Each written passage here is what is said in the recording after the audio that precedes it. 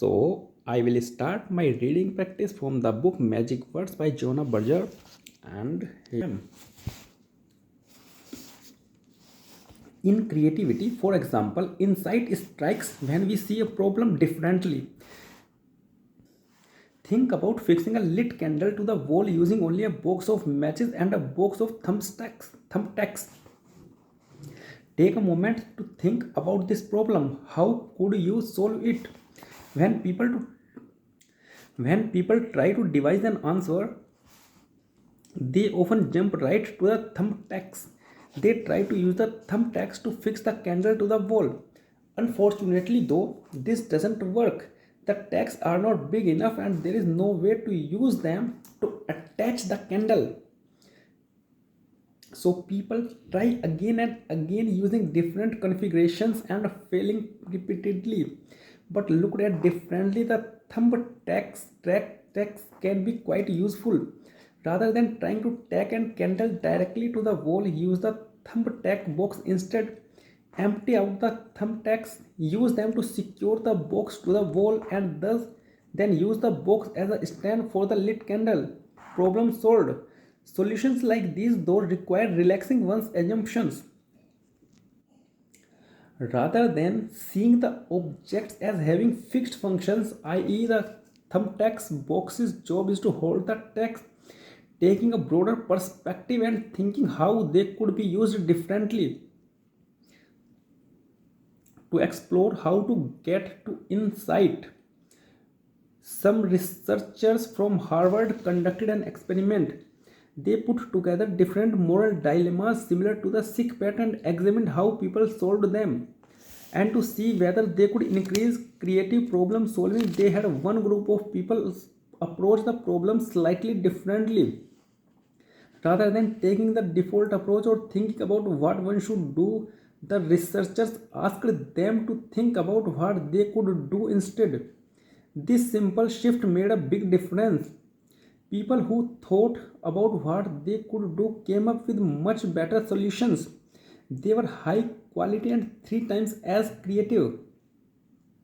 Rather than getting bogged down in which of two imperfect options was best.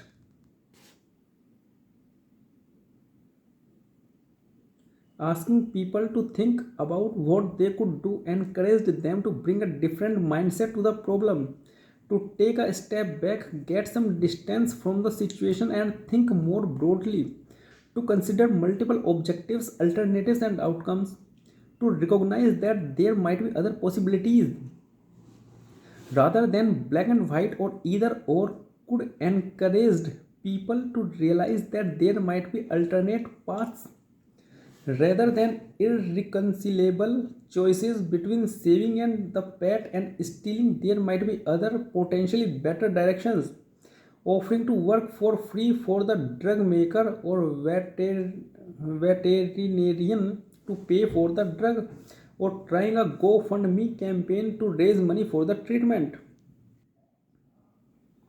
could lead to more innovative solutions because it encouraged divergent thinking, thinking outside the box and without boundaries, considering multiple approaches, encouraging new connections, and reducing the likelihood of settling for obvious answers. Rather than just seeing things for how they are, thinking in terms of could encourages us to see them for how they could be, to overlook the obvious and explore different ways of doing things.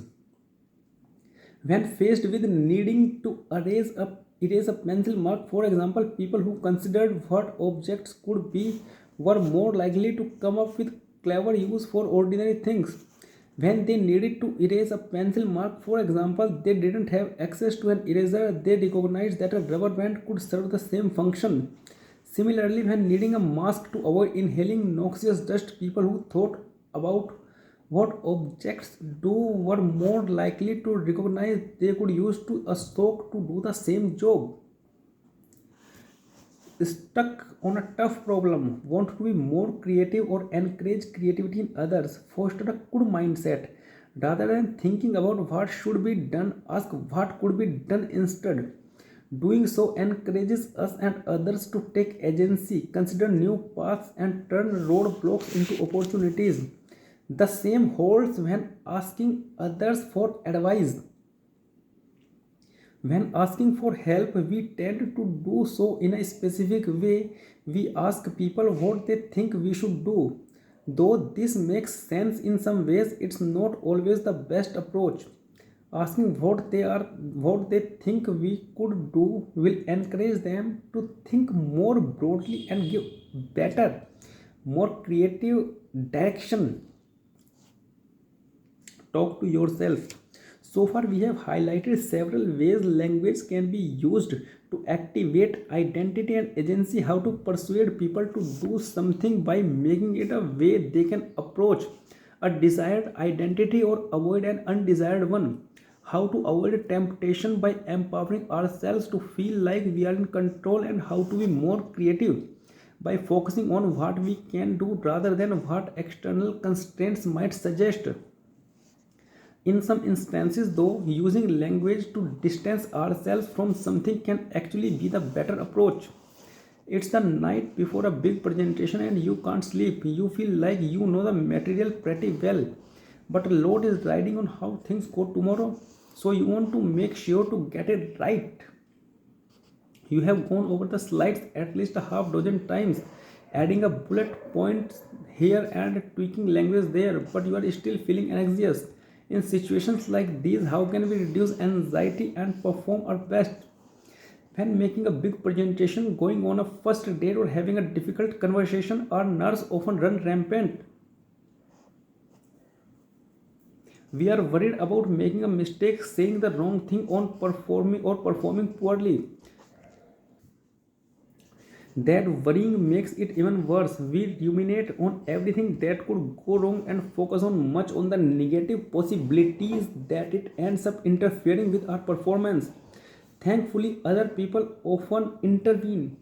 Friends, partners, or close colleagues sense our anxiety and work to help calm us down.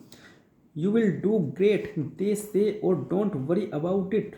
You are always such a persuasive speaker and you are super prepared. They help us look on the bright side, tell us that everything will be okay, or remind us how well we did last time. Focusing our attention on positive aspects or what we can control.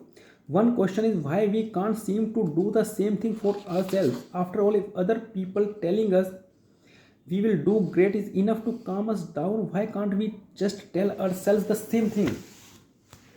One possibility is that our problems are just bigger than other people's. Our presentations, first dates, or difficult conversations are just more important, never wrecking or difficult than the ones that other people are dealing with. Possibly. But unless we are presenting at the White House or negotiating a nuclear arms treaty, our difficulties are probably on par with everyone else's. Instead, the issue is actually something more subtle. Because even when faced with exactly the same situation, it feels different when it's happening to us. When someone else is anxious or nervous, it's easy to give them useful advice, to step back, take a broader vantage point, and reason through things in a rational manner, seeing the situation more objectively. Should that presentation really be so anxiety provoking? Probably not. Will it be the end of the world? Unlikely. Overall, in the grand scheme of things, it is not really as terrifying as one might think. But when it's happening to us, it's hard to get that distance. We are so caught up in the situation that we can't think straight. Our emotions run wild and get the best of us. Attention narrows, we ruminate on the negative and can't seem to break free. To explore ways to calm people down, researchers from the University of Michigan put subjects into a stressful situations. They were asked to think about their dream job, the position they had always wanted at the company they had always hoped to work for. Then they were asked to give a speech about why they were qualified for the role. You have to stand up in front of a group of evaluators and explain with why out of the hundreds, if not thousands of people who might want the position, they were the right person for the job. As if they were not challenging enough, they were given only 5 minutes to prepare. Sound stressful it was. People's heart rate surged, their blood pressure rose, and their level of cortisol, the body's main stress hormone, spiked. Giving a public speech in front of an audience that is evaluating you turns out to be one of the most powerful ways scientists can induce stress. Giving a public speech in front of an audience that is evaluating you turn out to be one of the most powerful ways scientists can induce stress. The researchers put people in this situation because they were interested in the impact of so-called self-talk. We use language to communicate with others, but we also use it to talk to ourselves. We tell ourselves to give it one last push when we are out for a tough run, or complain to ourselves about the gray hairs that keep popping up every time we look closely in the mirror. Self talk is one's natural internal dialogue, an inner voice that combines conscious thoughts and unconscious beliefs and biases. These words can be cheerful and supportive, give it one more go, or negative and self defeating, another grey hair, you must be getting old. The scientists wondered whether shifting people's approach to self talk might help them better manage stress. So they gave people 5 minutes to prepare their speech and gave them one of the two sets of instructions about how to use language to deal with anxiety. People usually talk to themselves in the first person when trying to understand our feelings or sort out we are feeling anxious. We ask ourselves questions like, why am I so upset, or what's causing me to feel this way? We use words like I, me, or my, all first person pronouns to refer to ourselves. One group of people were told to stick with this standard approach. They were asked to use first person pronouns when trying to understand their feelings, and to ask themselves questions like, why do I feel this way, or what are the underlying causes and reasons for my feelings. The other group used language to take a slightly different perspective. Rather than trying to understand their anxiety from their own vantage point, they were asked to take an outsider's perspective. Rather than referring to themselves using I or me, they were encouraged to talk to themselves like someone else would, using words like you, their name, or he or she instead. If the person's name was Jane, for example, she asked herself questions like, why does Jane feel this way? Why is she anxious about the speech? What are the causes and reasons for Jane's feelings? Participants read the instructions, took a minute to reflect on their feelings, and then went to another room to deliver their speech. Evaluators watched their speeches and graded them on a number of dimensions. The results were striking. Both group of speakers had the same difficult experience. They were put into the same tough situation, giving a public speech, given the same minimal amount of time to prepare, and given the same 5 minutes to think about their feeling before giving their speech. The only difference was whether they talked to themselves in the second or third person rather than first person. Whether they asked themselves things like, why are you so upset, rather than why am I so upset? But using different words had a big effect on performance. Compared to normal self talk words like I or me, taking an outsider's perspective, that is, using one's own name or words like you, helped people give better speeches. They were more confident, less nervous, and performed better overall. This linguistic shift helped people distance themselves from the difficult situation and see it more like an outsider would. People who took the normal I focused approach would say things like, oh my god, how am I going to do this? I can't prepare a speech in 5 minutes without notes. It takes days for me to prepare a speech.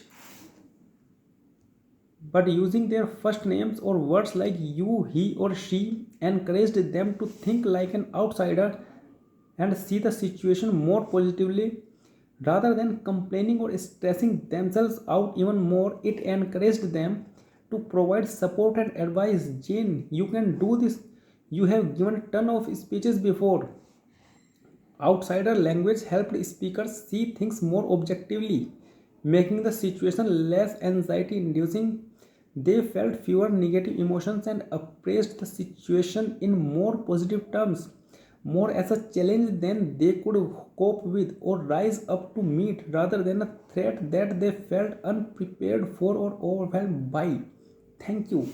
That's it for the day.